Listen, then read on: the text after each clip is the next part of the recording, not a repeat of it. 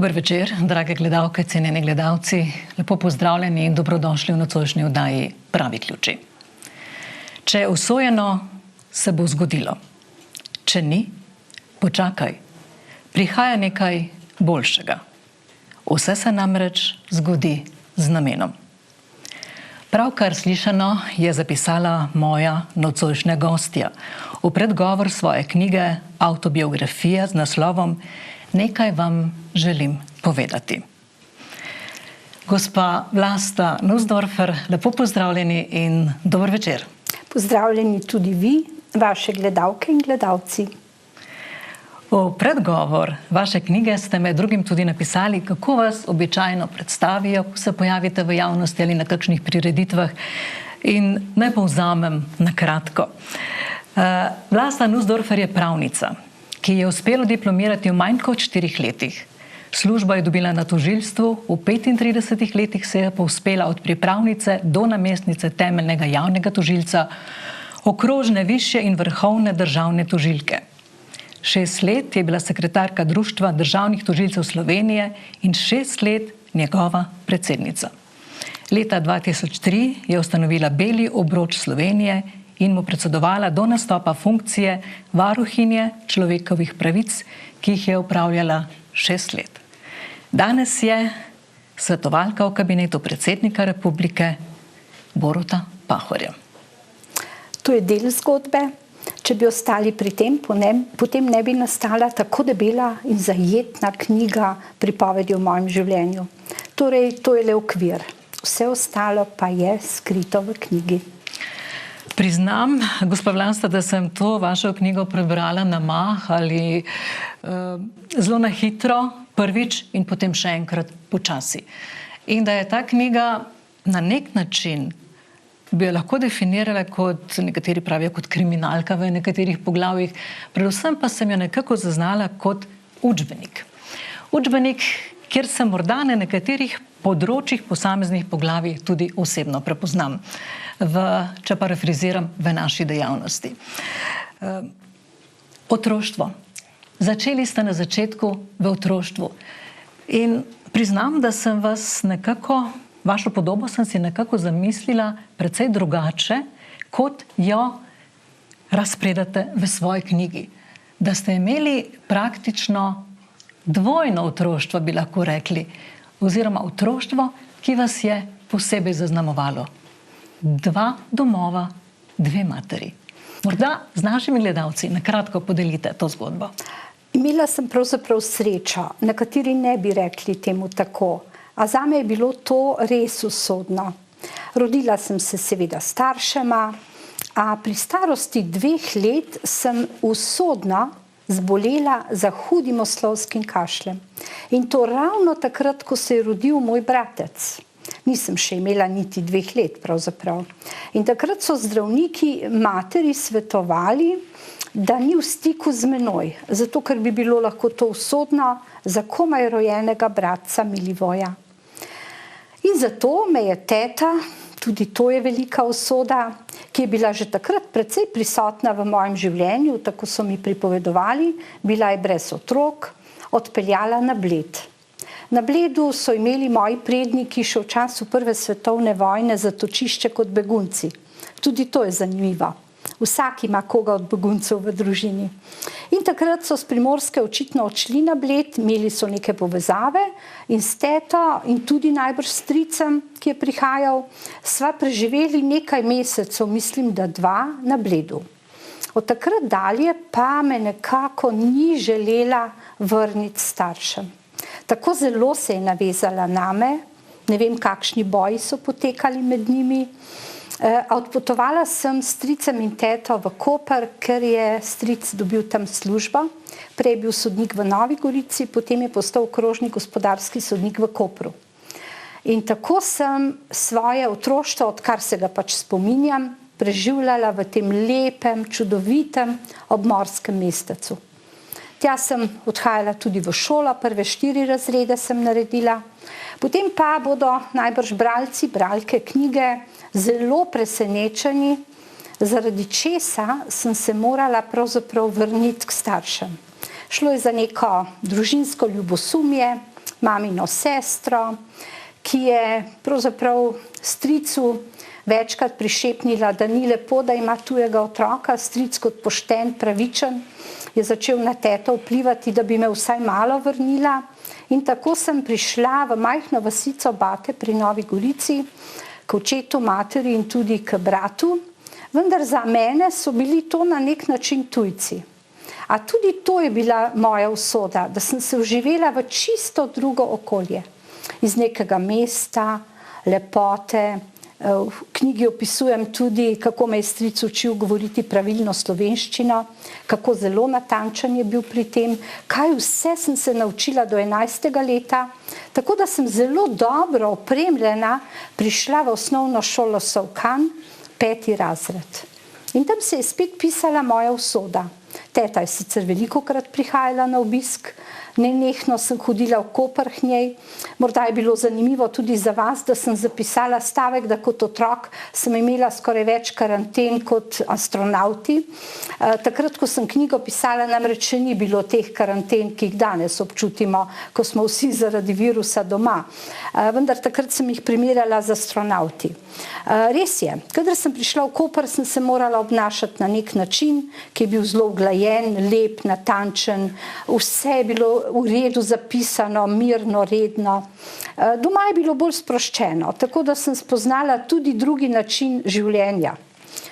No, ravno to sem vas želela vprašati, kako dejansko otroštvo, kot tako prva leta odraščanja, vpliva potem na življenje. Kajti danes v karanteni, kot ste rekli, poteka večji del življenja, zadnje leto otroka ta karantena zaznamuje verjetno na zelo drugačen način.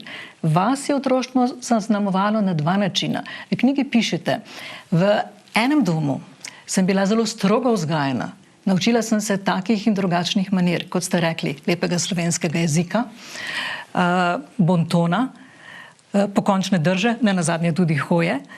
In ko ste odšli v svoj dom, drugi dom, k vaši pravi mami, ste čutili, razprli ste krila svobode. Ja, mama je bila čisto drugačna od tete. Vse mi je dovolila. Seveda je vedno rekla, da morava to na nek način pred teto skriti.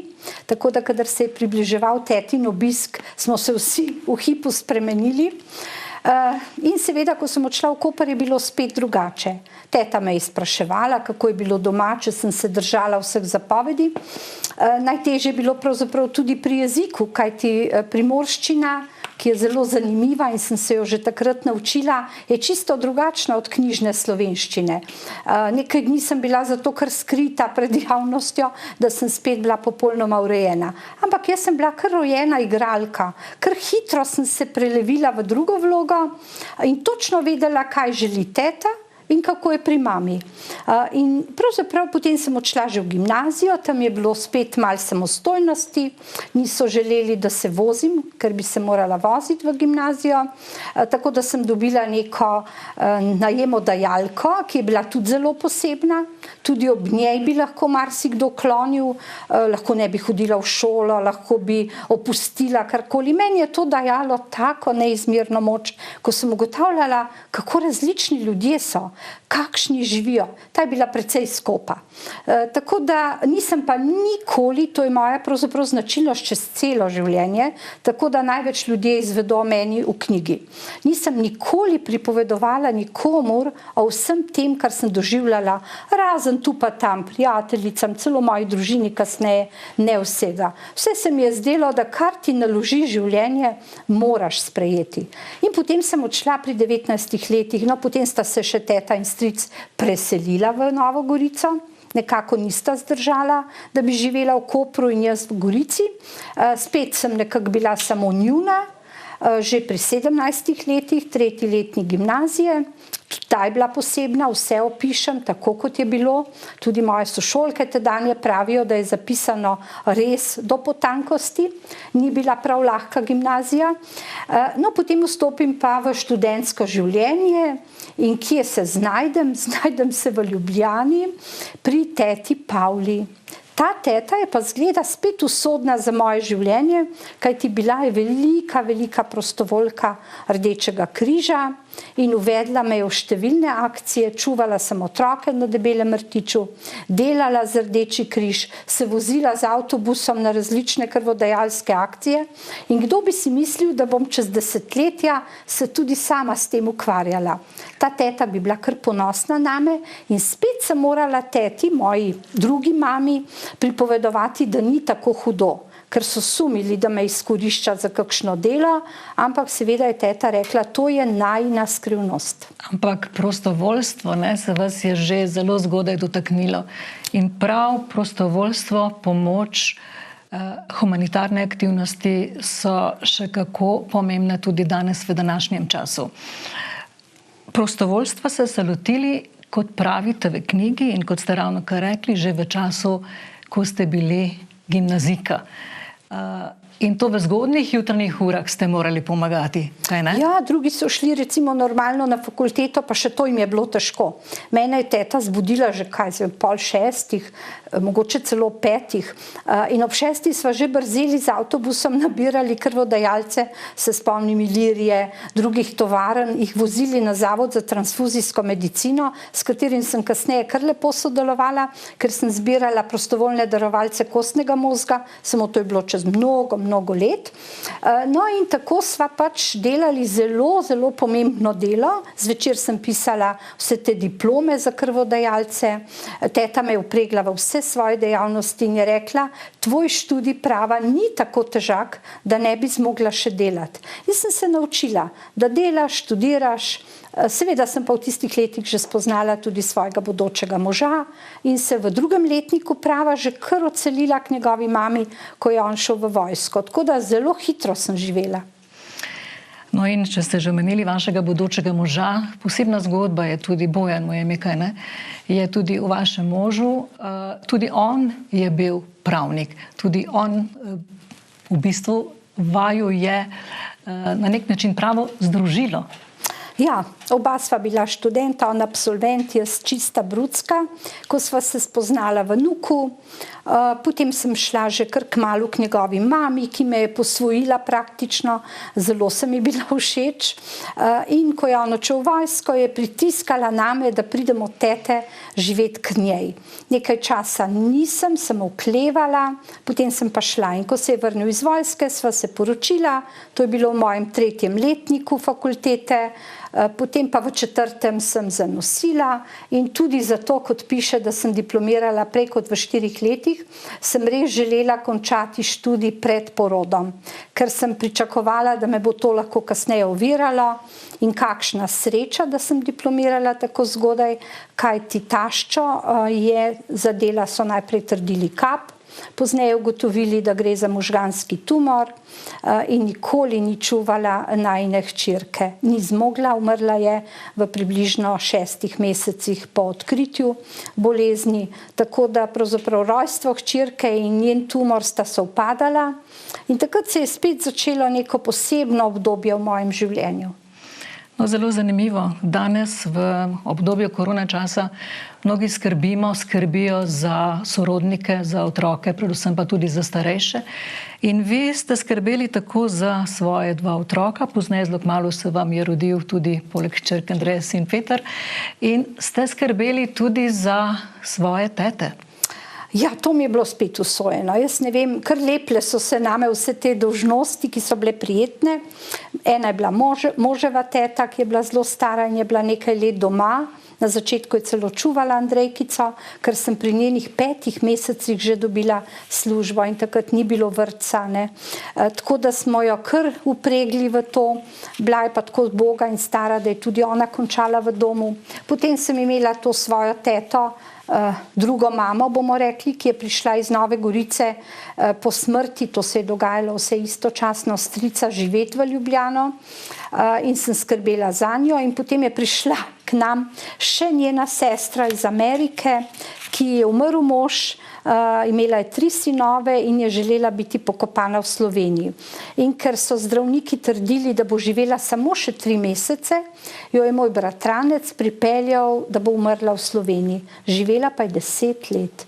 In vseh 10 let smo zelo lepo, zgledno skrbeli za vse 3, tudi za njo.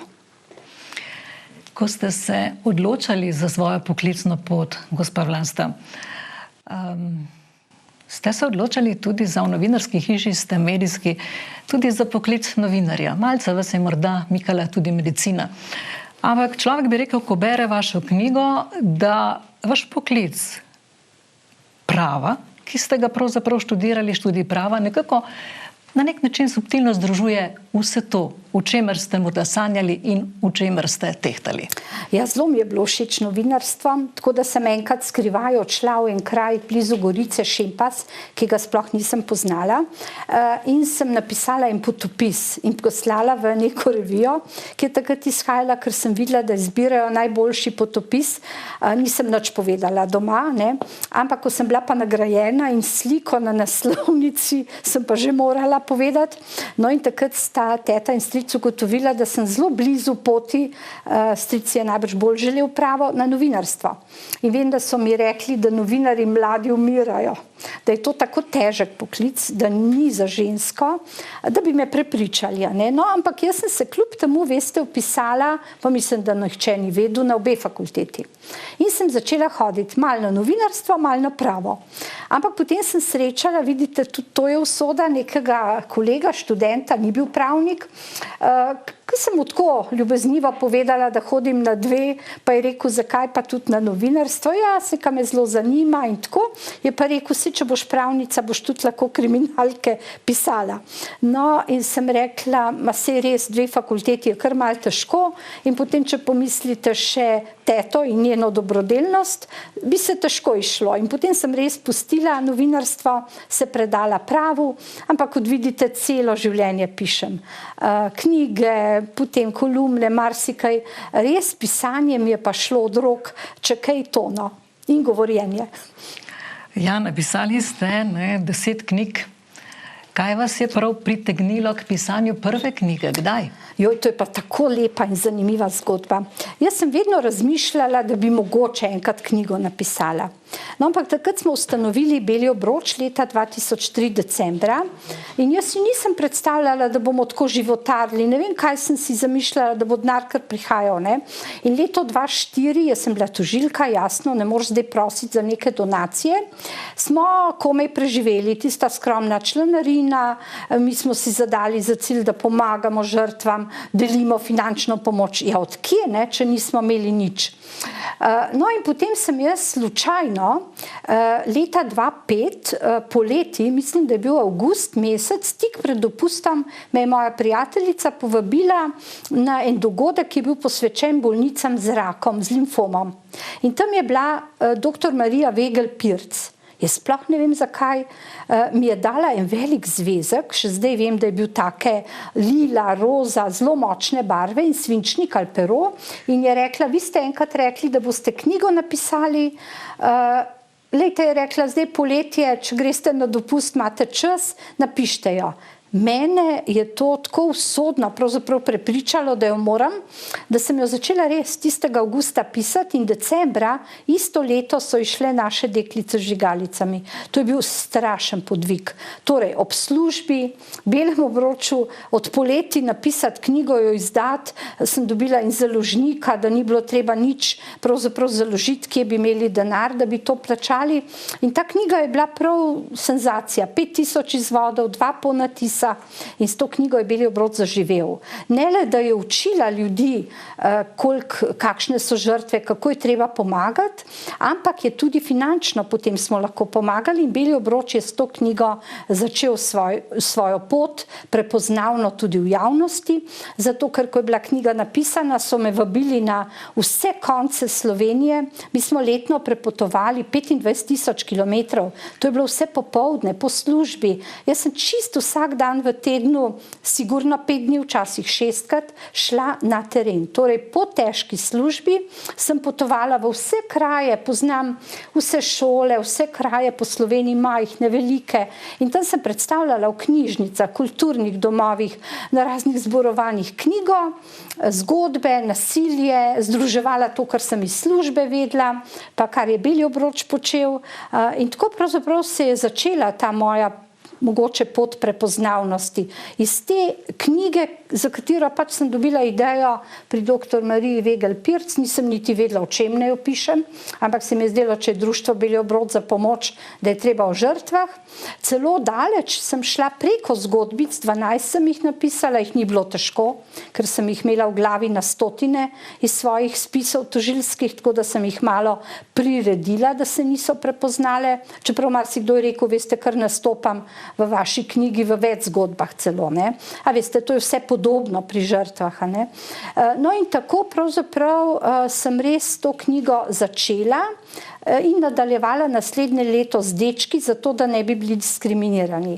Ampak jaz sem še prosila za komentarje znane Slovence. Tako da je vsako zgodbo so trije ugledni Slovenci, mislim, da so vsi še zdaj v politiki, predsednik zagotovo, pa tudi sedanji predsednik vlade, pa vsi mogoči športniki, taki, ki jih javnost tudi zdaj vse pozna, vsi predsedniki strank. Jaz sem jim kar pisala, zvečer sem pogledala dnevnik, se ka temu bom pisala.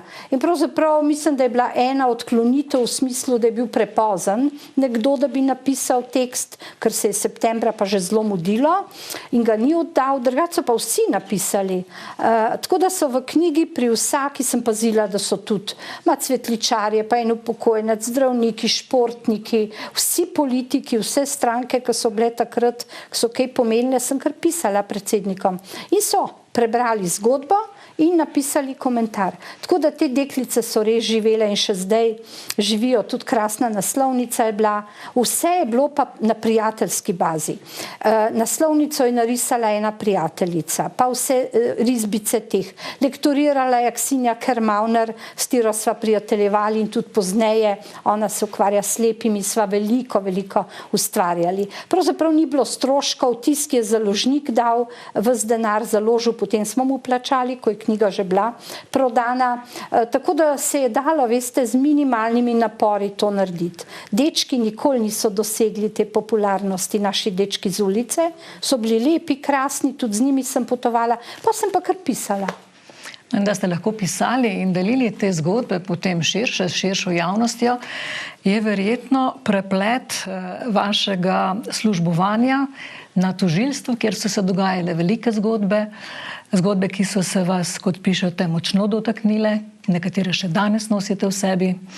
Bile so take, ki so se končale zelo pozitivno in z optimizmom, pa tudi take, ki so vas morda na nek način prestrašile. Kot tožilka, kakšno zgodbo, kakšen nasvet, kakšno vprašanje, zamisel bi podelili z našo javnostjo? No, kot veste, sem se ukvarjala pretežno z družinsko kriminaliteto, spolno in z mladoletniki. Torej, kar se tiče mladoletnikov, bi rekla, da je marsikatera zgodba se kasneje razpletla bolje, ker smo nekoga obravnavali pravočasno, ko je bil še mladoletnik in smo mu pomagali na pravo pot. Seveda ne vsem. Nekatere sem še kasneje srečala, celo kot varuhinja v kakšnem zaporu, ker so bili, bomo rekli, Lombrozov tip, spremljala jih je usoda storitve kaznivih dejanj. To mi je bilo zelo hudo. Sem pa seveda na področju družinske in spolne kriminalitete pomagala res tisočim na nek način kot tožilka, ker si na strani žrtve proti obdolžencu. Obdolženci so bili obsojeni, šli v zapor ali pa ne, so dobili tudi pogojne kazni, ampak žrtvam se je omogočilo normalno življenje. In česar nisem mogla narediti kot tožilka, sem lahko v okviru Belega obroča. In zdaj, ko veliko govorimo o nasilju, skoraj vsak mesec smo priča kakšnemu umoru v družinskem krogu ali pa tudi spolnim zlorabam, si vedno rečem, vidiš, včasih se o tem ni govorilo. K sreči se sedaj govori in marsikatera žrtev se reši. Je pa res, da mora spregovoriti, da mora nekomu zaupati. Če ona ne želi, potem je težko namesto nje stopiti na te pravne poti, ker ona je dolžna tudi pričati v postopku. Vendar treba je žrtvam, torej tu je na potezi pa država, ponuditi rešitev. Če ona misli, da bo slabše, ko bo išla iz postopka, kot je bilo prej, torej, da bo brez denarja, brez otrok, kje bo živela. Mnoge so tudi finančno odvisne od partnerjev, pa da zdaj govorimo samo o ženskah. Večina je žensk, so pa tudi moški. V zadnjem času opažam, da so žrtve predvsem razvez, v smislu, da ne vidijo otrok, da so jim odtujeni. To je zelo krivično. Da po razvezi recimo ženska ne dovoli stika z otroki. S tem uničuje tudi življenje otrok. Razen seveda, če je storilec nevaren. Če je njen partner nevaren otrokom ali njej, potem je treba narediti vse, da stikov nima. Sicer je pa treba omogočiti stike. In zato vidim in slišim tudi veliko zelo prizadetih moških po razvezi, razhodu, ko zgubijo pač praktično otroke in to ni pravilno.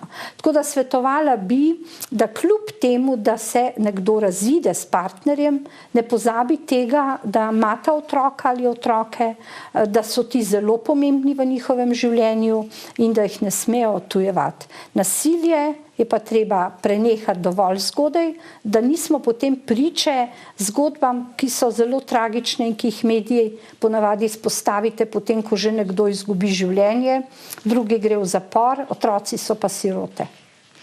Omenili ste medije. Kakšno vlogo v vašem življenju igrajo mediji? Poznamo vas, gospa Vlasta, predvsem iz medijev.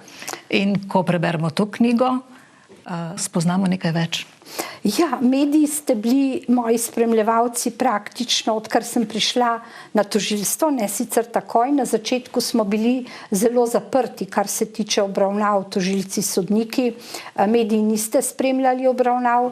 Vendar kaj kmalu se je zgodilo, da so začeli mediji prihajati na sodišče in takrat, ne vem, zato mogoče, ker sem bolj odprta, pogovorljiva, sem vedno prispevala pravzaprav kakšen delček za kakšno oddajo in ko so videli, da sem pripravljena marsikaj povedati, ste me vsi pač vabili v oddaje. Seveda to ni bilo vedno predpostavljenim všeč, tako da sem imela kar nekaj težav pri tem, vendar bi jih imel najbrž vsak. Zato, ker če si prepoznaven v medijih, nekomu pač seveda doma v hiši, bomo rekli, ni tako zelo všeč, vendar jaz nekako se nisem dala. Če se je le dalo, sem vedno odgovorila na vsa vprašanja.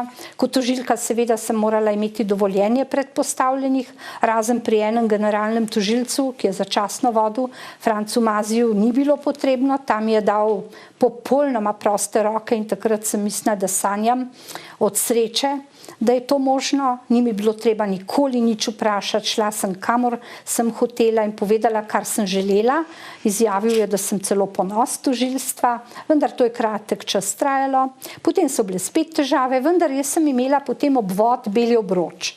In kadarkoli so me kaj spraševali, sem rekla, lahko vam povem, vendar v okviru tega društva. Vem, da sem morala paziti, da se ni dotikalo tožilstva. In tako sem postala najbrž res obraz v medijih, ki je prepoznaven. To pa je pomenilo tudi veliko več dela. Zato, ker po vsaki oddaji, celo če sem kam šla, recimo Odmeve zvečer, je zjutraj vedno rekel receptor, vi ste pa nekje bili, a ne, že kličejo. Tako da ljudje so se vedno odzvali po oddajah. Ali s svojimi žalostnimi zgodbami, željo po pomoči z nasveti. Tako da sem leta in leta, 20 let praktično, opravljala dve težki službi. Dopoldansko tožilstvo in popoldansko beli obroč, pomoč ljudem, tudi vse sobote in nedelje. Kakšno soboto sem si vzela prosto, nedeljo pa že ne več. Tako da pestro življenje, ampak očitno pisano na mojo kožo. Tako da medije sem vedno občudovala pravzaprav, ker ste pomenili tudi dostop do informacij ljudem. Če ne bi bilo medijev, marsikdo ne bi nikoli prijavil, ne bi vedel, kaj je spolna zloraba.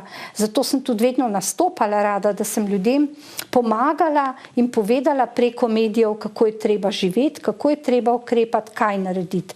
Veste, tudi če si 3 minute v nekem mediju, lahko podaš neko sporočilo ob nekem dogodku. Tako da odklonila praktično nisem nikoli, razen če je bilo več zadev v istem času. To se potem klonirati pač ni dalo. Ampak sem vedno tudi pisno odgovarjala na vsa vprašanja, ni mi bilo težko, ne glede na dan, uro in tudi sedaj še vedno to počnem. Vedno ste bili izpostavljeni skozi svojo poslovno kariero javnosti. Na nek način pa vedno tudi tistim, ki so bili obtoženi. Vas je bilo morda, da je strah kakšne vaše odločitve? Odločitve ne, ampak posledic te odločitve. Ne. Odločila sem se vedno tako, kot je bilo prav. Vendar seveda kdaj tudi pokasiraš kakšno zgodbo, ki ni tako prijetna. Recimo groženje je bilo kar nekaj, ja. Čeprav vedno pravimo, ne, to je profesionalno, ukalkulirano, pravzaprav tvoj poklic, da se ti lahko kaj zgodi. Prijetno pa tudi ni. Ne. Recimo v knjigi nisem opisala enega primera, mogoče ga lahko tako povemo, ne, ker je tudi zanimiv. Vsega se ne da v knjigi napisati. Imela sem enega obdolženca enkrat, ki je preprodajal stanovanje svoje. Prvič je prodal, drugič je prodal in drugič je bil na sodišču za to prodajo, jasno. In sicer neki študentki, za katero so starši res komaj zbrali denar, da bi kupili to majčkeno stanovanje v Ljubljani. Seveda je skušal zanikati, vendar je bil obsojen, a pogojno. Jaz sem se pritožila, ker se mi je zdelo nepravično, da bi išel iz tega postopka s tako kaznijo.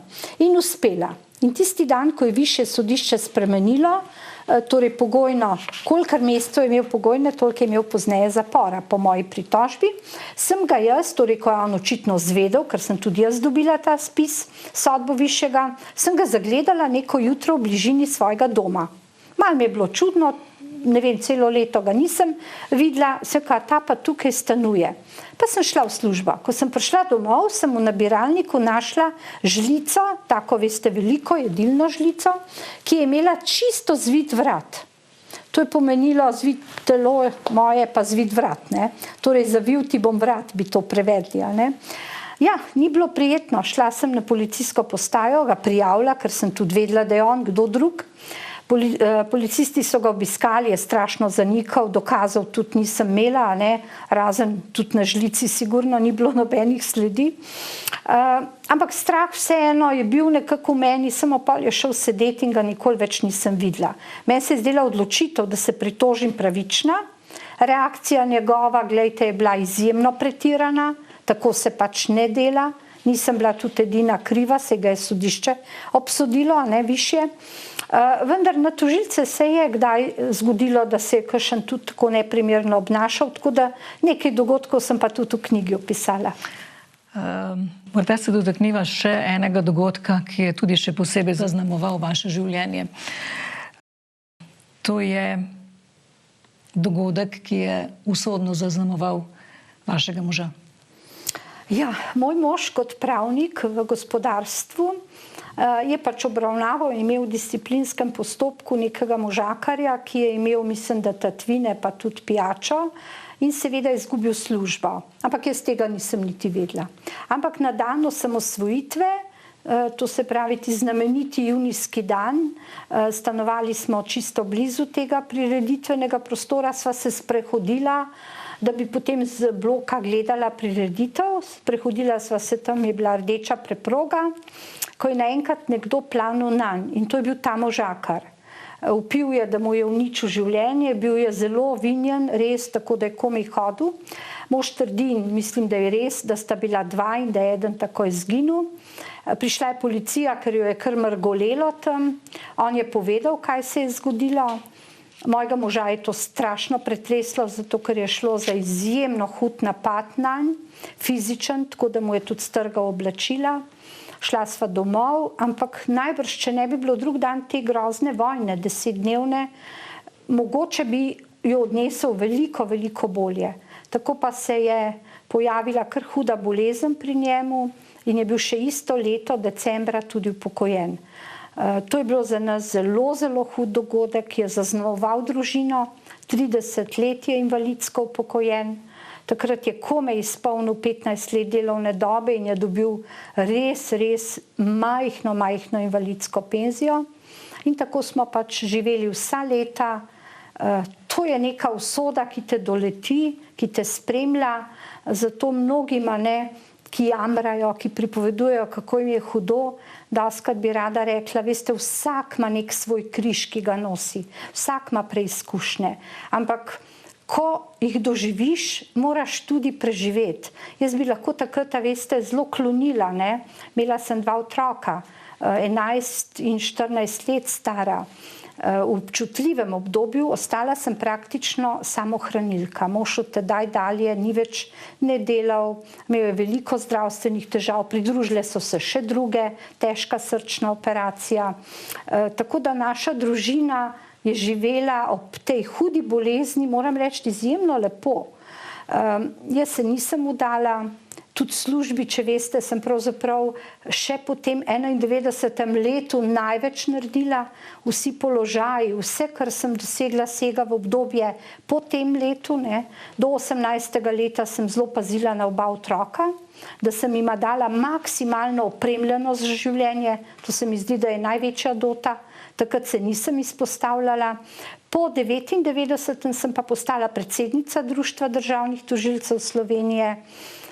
In od takrat najbrž izvira pol vse. Kot predsednica sem ustanovili Beli obroč, potem je bilo pa še vse, torej tudi varuhinja človekovih pravic.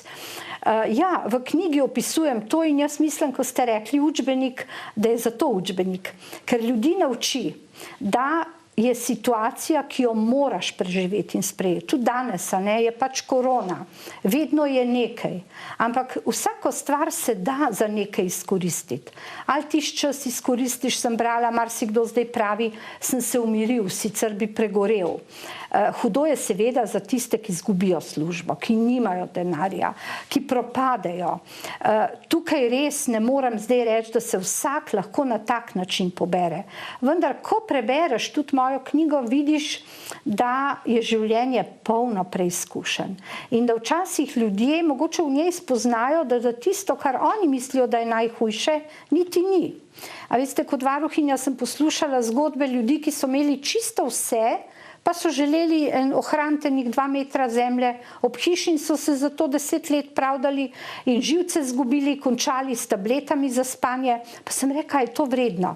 Veste, vedno se najde neki izhod, če ga sam ne znaš, poišči pomoč.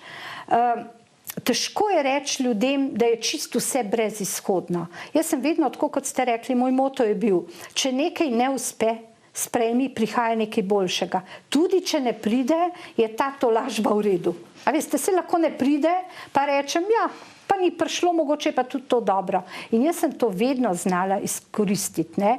Ko je mož zbolel, lejte, bi zboleli lahko vsi, cela družina, lahko z otrokoma ne bilo nič.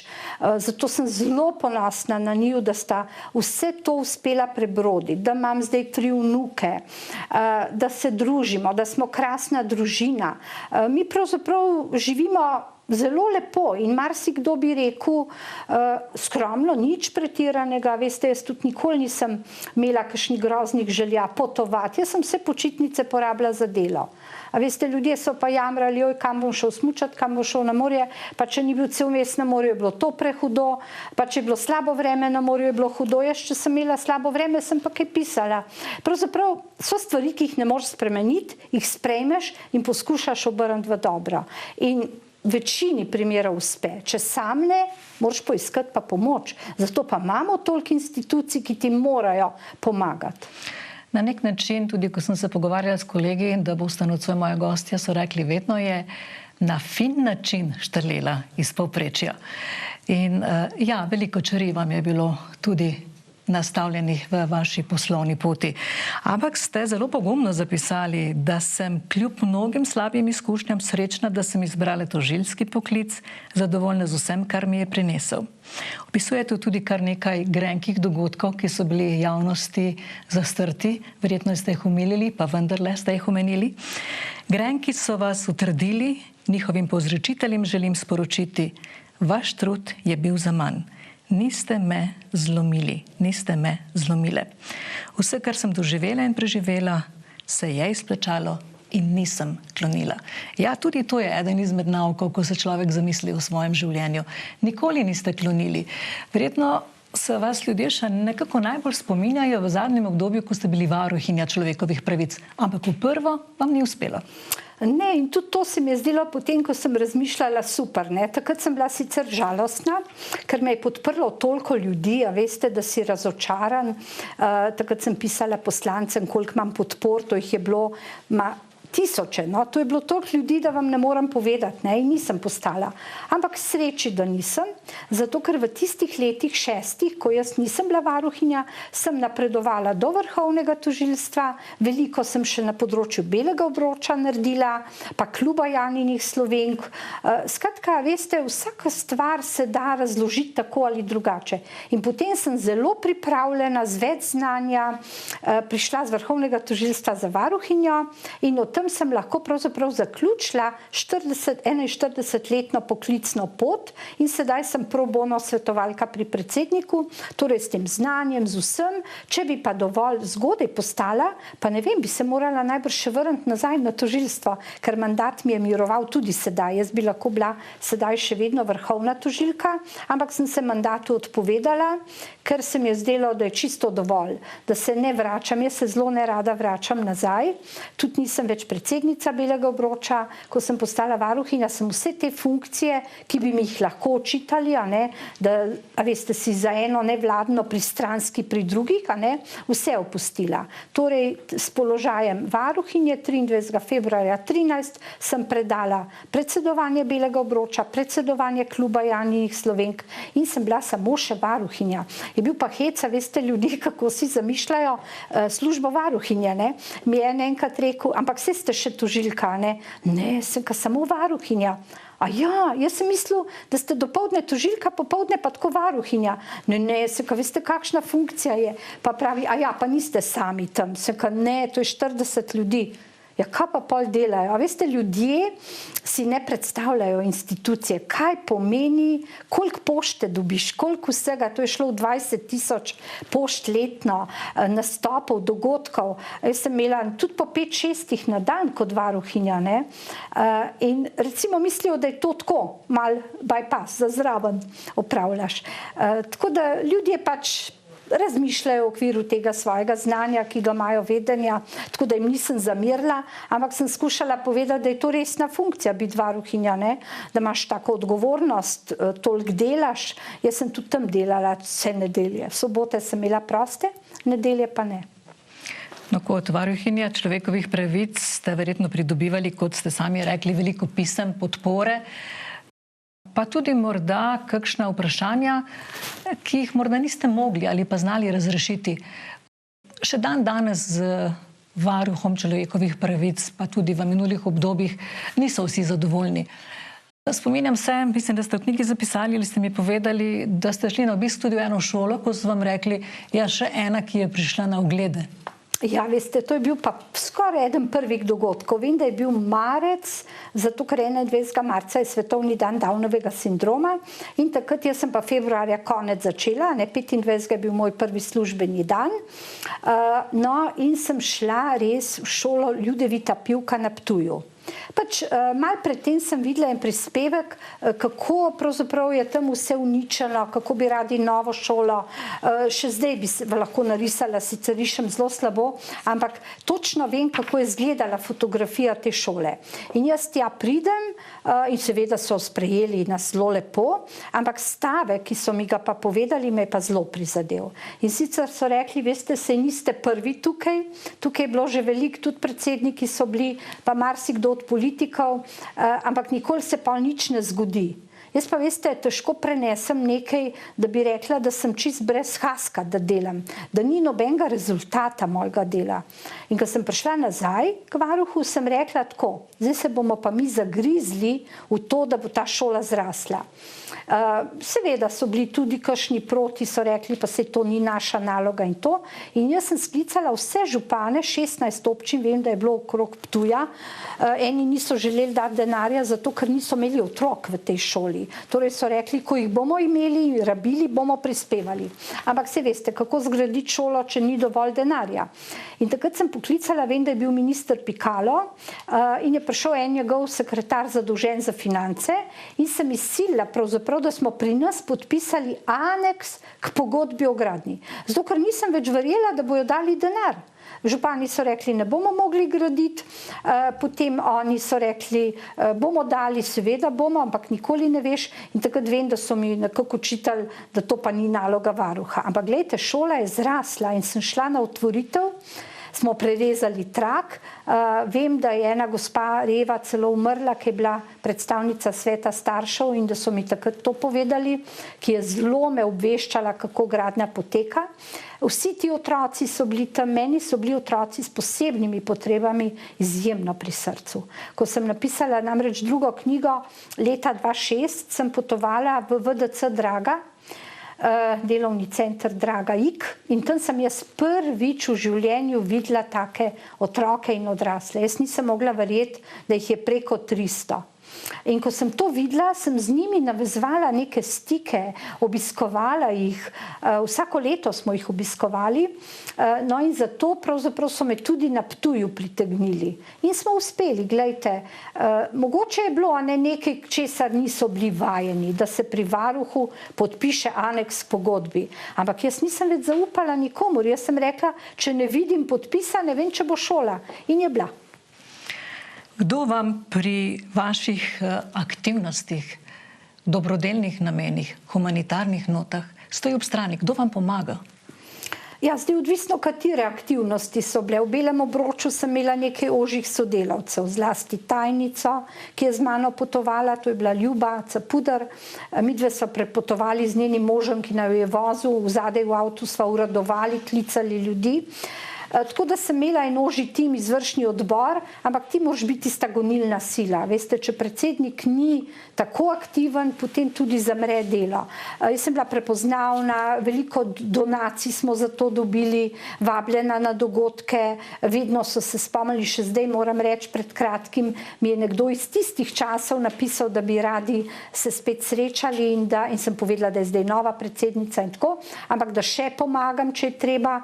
A veste, ta javna podoba, da si bil v medijih, je za ljudi bila pomembna, ko so darovali. Recimo, nikoli ne bom pozabila, veste, sem šla na en dobrodelni dogodek na Otočec. In sicer je nek klub, golf klub, so patali, jaz ne vem, če je to pravi izraz, so me enkrat popravili, da ni, ampak to je tako, da vržeš, in pol zadeneš tisto luknjo.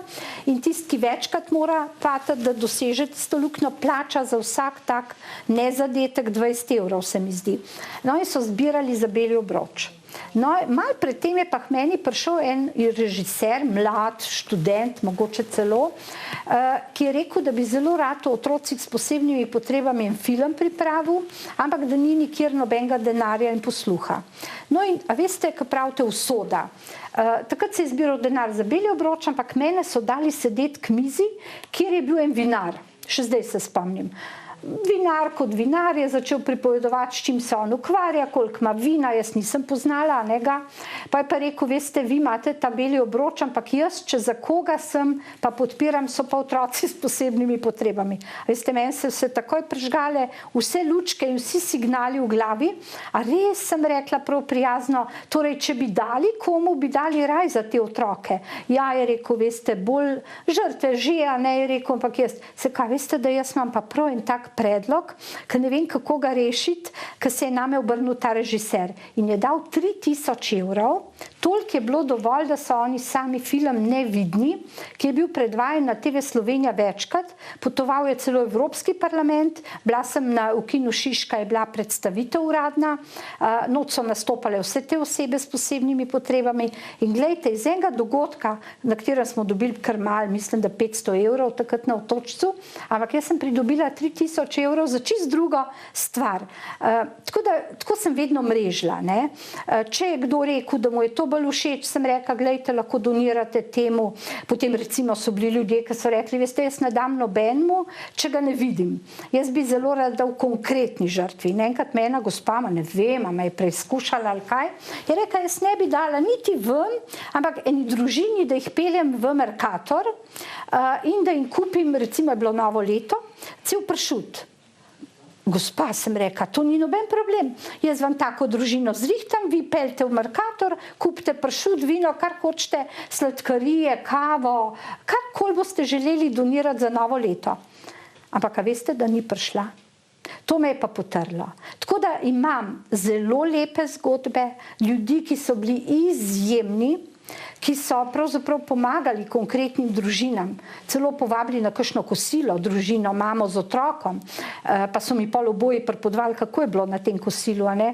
Enkrat noben ni bil zadovoljen, eden je rekel, da to niso v redu, drugi, pa nisem pol tom prepodvala, ne? Gesta je pa bila lepa. Imeli smo res toliko raznih inovativnih zadev. Ni bilo treba dati samo denar. Jaz sem bila še bolj vesela, če prevzame neko družino, pa ji pomaga. Tako da zgodb, veste, imam za več knjig. Ampak, gospa Vlasta, če ostaneva pri otrocih, tudi sicer, recimo zdravih otrocih, bolnih otrocih, tako ali drugače prizadetih, na nek način so otroci morda včasih tudi žrtev izkoriščanja. Take ali drugačne, teh zgodb ste veliko doživeli.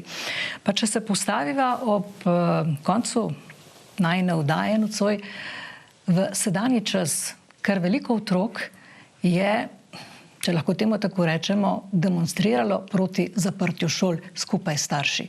Kako vi sedaj v vlogi, v kateri ste kot svetovalka predsednika Republike, to ocenjujete?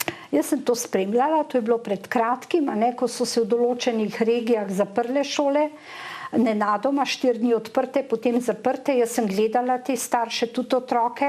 Jaz verjamem, da so ti otroci res tako miselni. Vendar celo v eni kolumni za Jusinfo, ki sem jo napisala, sem lepo obrazložila, da zame nastop sicer ni bil politično motiviran, vsaj nevidno. Da bi bil zame politično, če bi recimo v Kopru Aurelio Juri spremljal otroke, v Zasavju pa v Posavju pa recimo 3 župani ali pa politični veljaki, vendar, da se bi vseeno zelo izognila vključitvi otrok v take pravzaprav proteste za odprtje tokrat, ker otroci, a veste, to lahko jemljajo zelo različno. A bodo potem nekoč, ko ne bodo želeli nekaj, tudi vzeli plakate in odšli na cesto. Za odrasle otroke je pa drugačno. Torej za tiste najstnike, študente, zatem pa imajo pravico izraziti svoje mnenje. Dobro, zdaj epidemija in je najbrž nespametno, da v gručah, morda še celo brez mask hodijo, so tudi drugi načini, da povedo, da si želijo šolo. In jaz mislim tako, da so starši resno miselni, da šolo otroci rabijo, da pa bolje, da ne bi vključevali otrok, ker je to preveliko breme za otroško psiho. Kako jim reči, hočem šolo, čeprav tudi moj vnuk, če bi šel, bi tudi on vpil, hočem v šolo, ker je tudi meni rekel, da bi šel rad, hodil 1. razred. Ampak jaz ga ne bi peljala, da bi tam vpil, ker ni primerno. Tako da pri vključevanju otrok je treba biti res previden. Lahko nekdo reče, da je politično, ker je mogoče tudi kakšen politik bil od staršev, ne vem. Jaz pač javnih osebnosti nisem videla. Vsi ti starši pa so upravičeno zaskrbljeni. Mnogi nimajo možnosti učiti otroke, drugi ne znajo. Skratka, kriza, da so otroci tako dolgo doma, je sigurno velika. Tudi kot predsednica Nacionalnega odbora za otrokove pravice sem pozvala k temu, smo pozvali v Zvezi prijateljev mladine, naj se šole prve odpro in zadnje zapro. Pred trgovinami, pred vsemi dejavnostmi, ker otroci, ki so izolirani, nimajo prijateljev, nimajo znanja, se jim bo to poznalo. Jaz sem bila vedno proti temu, da se otroci šolajo od doma, takrat, ko ni bilo korone, pa so nekateri želeli to početi. Tako da jaz razumem te starše, svetujem previdnost, pri odraslih otrocih pa naj povedo svoje mnenje in prav je, da vlada strokovnjake posluša. Če je nevarnost in ni možno, je pač treba preživeti tudi to obdobje. Če se pa da, naj bodo prve, ki se odpro.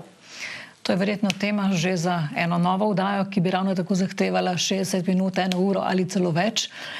Najinih se izteka. Včasih, morda za zaključek, včasih postavljamo svojo usodo, svoje življenje v Božje roke. Sabo ste prinesli enega angelčka. Ste verni? Verjamete v usodo? Veste kaj, kot otrok sem bila vzgojena, ampak na ta način, da ni treba hoditi v cerkev, da si lahko veren in pošten v srcu. Tako da angelčki niso zdaj nek simbol vere zame, ampak en tak prijeten simbol nekega spremstva, upanja, prijaznosti. Tako da angelčke zbiram, imam angelski kotiček in moje prijateljice, to je zadnji od moje prijateljice, ene, ki mi ga je podarila pred kratkim, se počasi nimam več kam z njimi, pa jih potem tudi kakšnega podarim. Zbirala sem tudi medvedke, tudi 2 medvedka sem prinesla, simbolizirata moje 2 otroka. Zbrala sem jih kar 100, ker so mi jih vsi prijatelji nosili. Jaz vsako toliko nekaj takega zbiram, kar je prijetno in srčkano. Pa potem sem videla, koliko ljudi v Sloveniji zbira tudi res angelčke. Mam iz blaga, so mi jih pošiljali, tudi sedaj po knjigi sem dobila ogromno pisem in tudi kar nekaj takih risbic, ali otrok, ali odraslih. To so take lepe geste, ko si vedno znova srečen, da ljudje se spomnijo, pravzaprav, kaj imaš rad, kaj ti je všeč. To ne gre za darilo, a ne neke vrednosti, niti ne pričakujem, ampak bolj pozornost ali pa kakšna pesemca.